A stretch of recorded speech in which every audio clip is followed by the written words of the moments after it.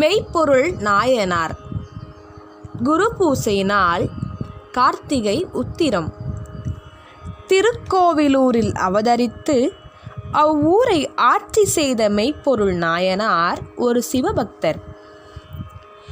அடுத்த நாட்டு மன்னனான முத்தநாதன் மெய்ப்பொருளாரை வஞ்சகமாக வீழ்த்த எண்ணி சிவனடியார் போல வேடமிட்டு உடைவாளை ஒரு புத்தகக்கட்டுக்குள் வைத்து கொண்டு மெய்ப்பொருளாரை சந்தித்தார்.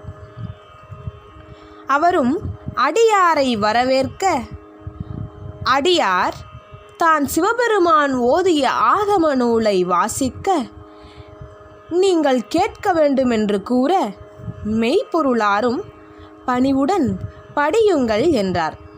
அச்சமயத்தில் சிவனடியார் வேடம் கொண்ட முத்தநாதன் மெய்ப்பொருளாரை குத்தி வீழ்த்த, முத்தநாதனை கொல்ல வந்த காவலர்களை தடுத்து அடியார் வேடத்தில் வந்த அவரை கொல்வது பாவம் என்று கூறி ஊர் எல்லை வரை கொண்டுவிடச் சொன்னார். ஊர் எல்லை வரை அனுப்பிய செய்தி கேட்டபின் மெய்ப்பொருளார் உயிர் போயிற்று. சிவனடியார்களிடம் வைத்த பக்தியை கண்டு வியந்து மெய்ப்பொருளாருக்கு சிவபெருமான் முக்தி அளித்தார்.